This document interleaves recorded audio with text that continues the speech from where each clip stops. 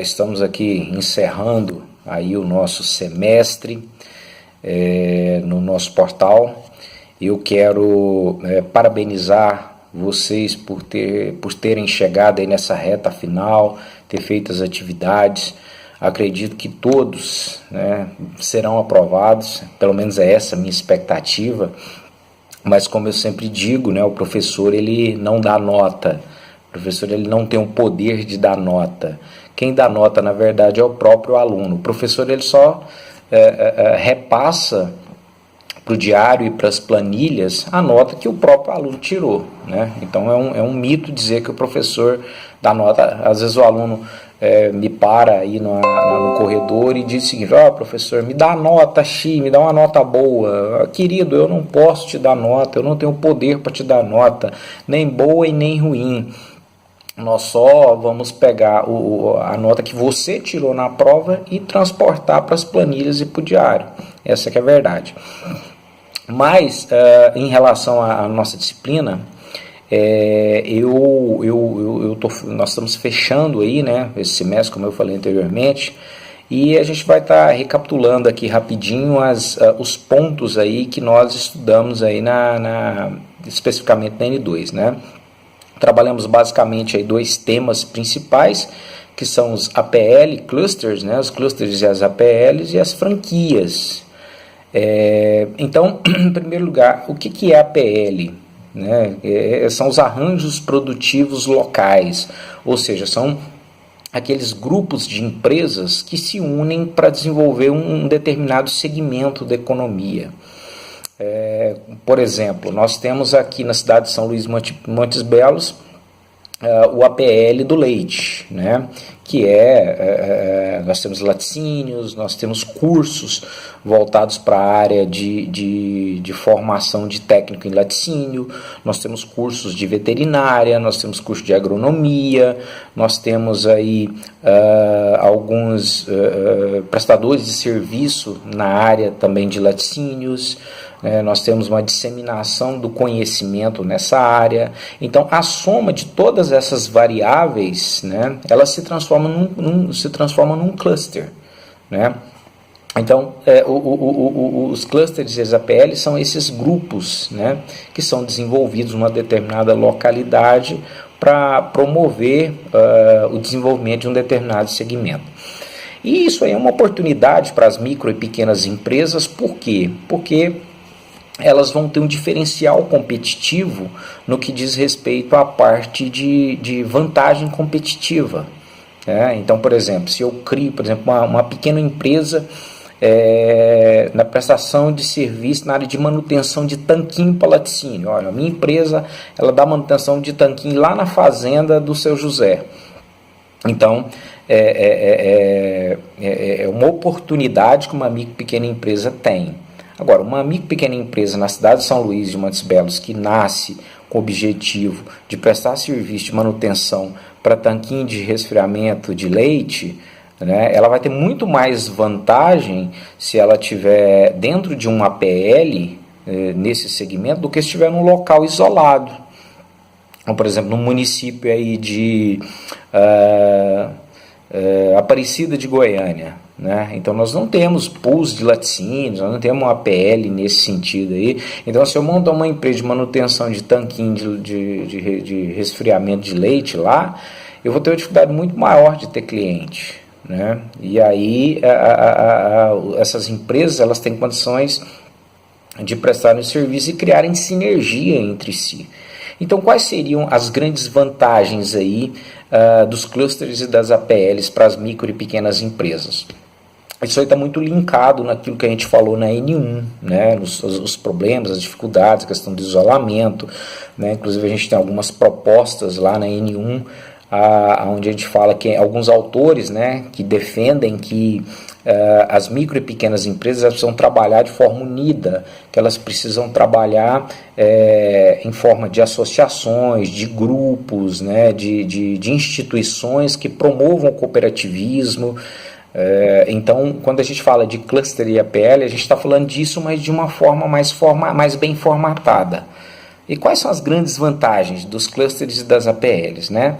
Eu elenquei aqui algumas vantagens. Primeiro, fluxo de informações sobre o segmento. Quer dizer, então é possível se criar dentro desse segmento um fluxo muito grande de informações que pode estar contribuindo para todos os elementos dentro desse cluster.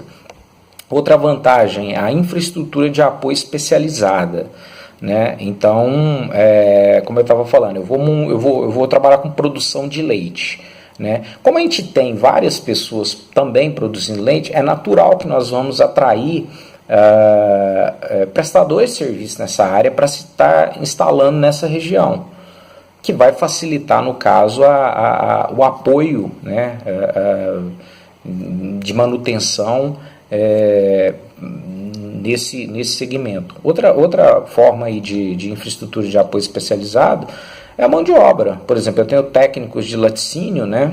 Eu tenho técnicos de laticínio formados aqui, então eu vou ter pessoas para me dar manutenção, né? Então, na verdade, se cria um poder de sinergia muito grande dentro de uma APL. Outro ponto também positivo são os fornecedores especializados. Os fornecedores eles começam a se especializar para atender basicamente os membros desse APL. Fornecedores de bens substitutos também, né? A renda de reinvestimento na atividade. Então, as pessoas que vão ganhando dinheiro, elas vão reinvestindo dentro da atividade, dentro do processo. Compartilhamento do ônus e riscos de pesquisa e desenvolvimento. Então todo mundo começa aí a investir em pesquisa e desenvolvimento, começa a ter uma troca de informação, né, e é onde todo mundo acaba ganhando dentro desse processo. Troca de experiências, né, que também está dentro do que eu falei, e novas oportunidades, você vai desenvolvendo, você vai criando, você vai inovando e vão surgindo novas oportunidades. Os produtos, naturalmente, eles começam a ser criados com uma qualidade superior e com diferenciais. É outra consequência do cluster da PL. Compartilhamento de recursos, né? Tem aí, você começa a passar tecnologia para o outro, começa a emprestar um equipamento para o outro, né? Porque dentro do APL não existe uma competitividade, mas ela é uma competitividade um pouquinho diferente. Ela é uma competitividade mais cooperativa, né? Ela tem uma característica bem peculiar nesse aspecto. E aí tem outro aspecto positivo também, né, que é o fortalecimento do poder de compra. Então, quando você está instalado no APL, então você acaba formando grandes grupos de compradores de insumos, de matéria-prima, de tecnologia, né? Então o grupo começa a ter um poder de barganha muito forte com os fornecedores. Muitas vezes os fornecedores eles instalam ali revendas, né? Se a gente pegar, por exemplo, o cluster lá de Rio Verde, lá do agronegócio, né? Ali foi instalada uma série de fornecedores de matéria-prima, de máquinas, equipamentos, instalações. Então você acaba tendo uma força muito grande junto com os seus fornecedores. E o APL também, com o passar do tempo, ele ganha força, né, de atuação nos mercados internacionais. Muitos dos APLs mais desenvolvidos eles criam até um escritório para exportação dentro do seu APL, né? Então tem aí muitos pontos positivos. Especializa a produção, né? E a formação de trabalhadores qualificados. O indivíduo, por exemplo, que está no mercado do leite, que está no APL do leite, fica fácil de sair para uma empresa, para outra, né? As pessoas começam a se formar nessa área, as pessoas começam a entender daquele trabalho e aí fica mais fácil para que se prepare e se forme mão de obra. Então isso é só para dar uma pincelada aí, uma revisãozinha da nossa prova, né? Estude, entre lá, baixe os materiais, estude, olhe a apostila. E agora eu vou estar falando um pouquinho sobre franquia, né? É outro tema legal aí, que muita gente tem curiosidade de saber o que é franquia, como é que funciona a franquia. A gente ouve muito o que é franquia, mas quando a gente vai para a prática, muita gente não entende direito o que é franquia. Muita gente acha que a franquia é marca, né? Eu vou comprar uma franquia, eu vou usar a marca daquela empresa. Eu vou abrir uma franquia da Cacau Show, então eu estou adquirindo a marca da Cacau Show. Eu estou comprando uma franquia do Subway, eu estou adquirindo a marca Subway, né? Na verdade, franquia é muito mais que isso. O fator marca é só um elemento pequeno, né, que representa, sei lá, talvez nem 10% que é uma franquia. Pelo menos está falando de uma franquia evoluída. Então a franquia, ela é muito mais do que uma cessão de marca. Ela é, na verdade, toda uma transferência de know-how para uma outra pessoa, né? Quando eu falo transferência de know-how, eu estou falando de marca, claro, eu estou falando de processos, eu estou falando de tecnologia, de fornecedores, de treinamentos, de modelos de gestão, né? Então, na verdade, eu estou falando de todo o negócio. Então, quando você adquire uma franquia, você está adquirindo toda uma operação, né? E não simplesmente só uma marca. É toda uma operação com know-how, com tecnologia, com inovações, com treinamento. Porque o grande problema das micro e pequenas empresas, vocês viram lá na N1, né, é a gestão. Mais uma vez eu volto nessa tecla. O grande problema das micro e pequenas empresas, não só das micro e pequenas empresas, mas de todas as empresas, é a gestão. E quando você compra uma franquia, quando você adquire uma franquia, né, uma franquia madura, uma franquia evoluída, você está adquirindo tudo isso, principalmente o modelo de gestão. Então, franquia é mais ou menos aquele negócio que deu certo, né, que foi todo formatado no que diz respeito à parte de processos, a parte de comunicação, de treinamento, de modelos de gestão, de inovação. Então tudo aquilo ali foi feito, foi desenvolvido e foi formatado. Depois que ele foi formatado, aquele modelo ele passou a ser impessoal, ou seja, não depende basicamente de uma pessoa para a coisa funcionar. Qualquer pessoa com mínimo de treinamento, quando você coloca dentro de um negócio formatado e impessoal, ele vai conseguir dar conta do recado. Né?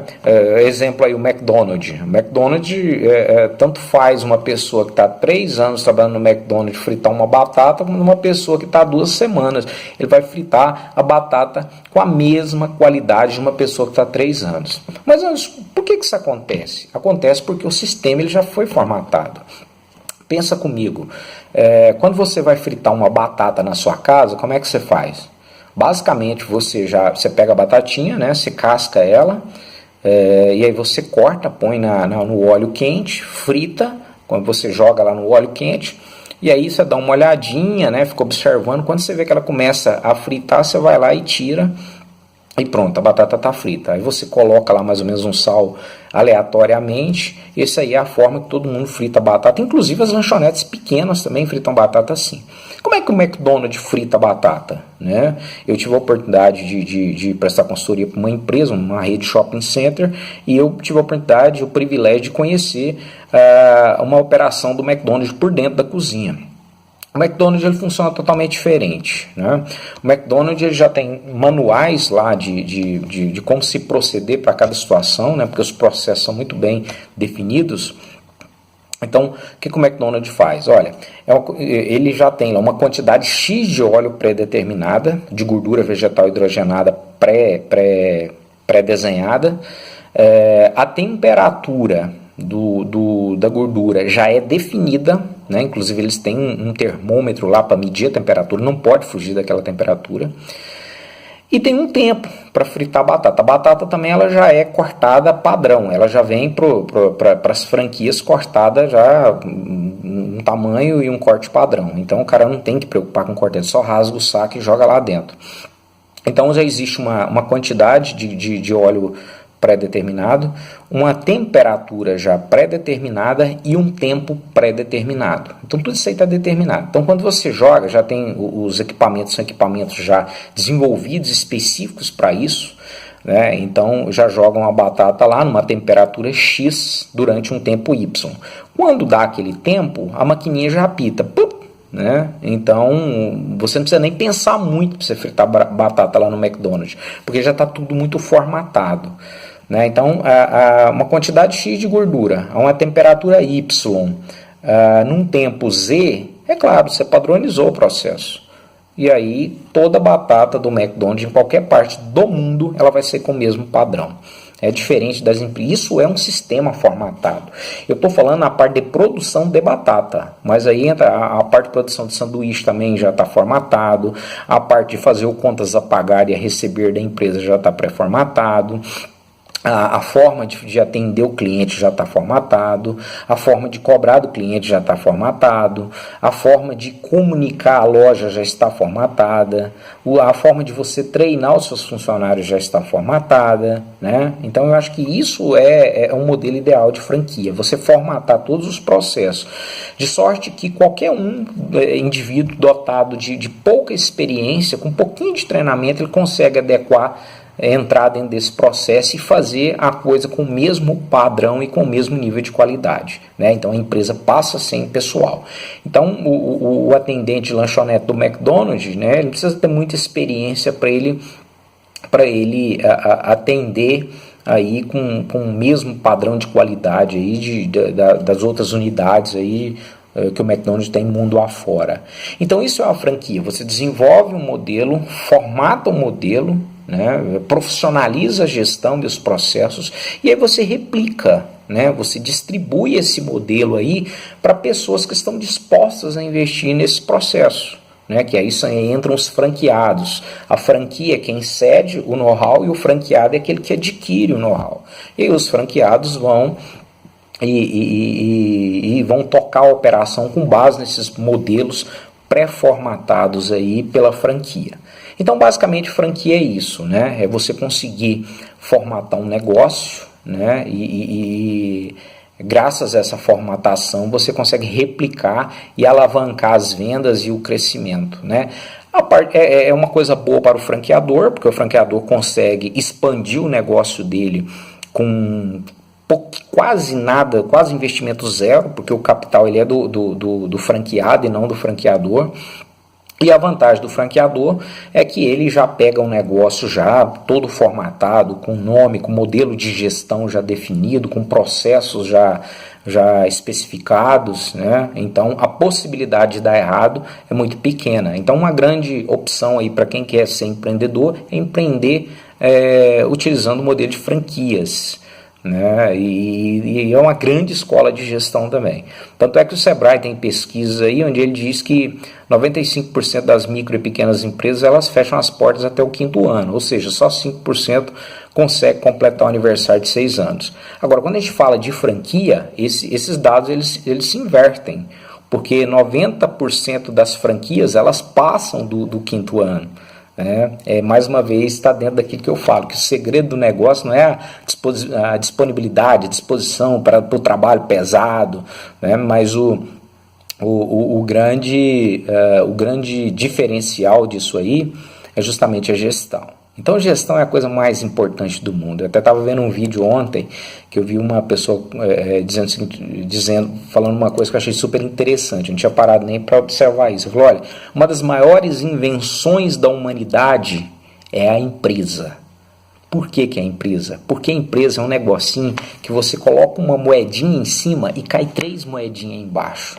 Então quando as pessoas conseguem entender o poder das empresas e da gestão que elas implementam e conseguem colocar em prática, fatalmente elas ficam milionárias, né? Então essa é a história, esse modelo aí que as grandes empresas elas adotam. E franquia é uma excelente forma aí de você estar começando seus negócios. Desejo a vocês uma boa prova, desejo a vocês aí felicidades, espero que ninguém fique de N3 e que no próximo semestre nós possamos estar juntos aí. Muito obrigado e boa sorte.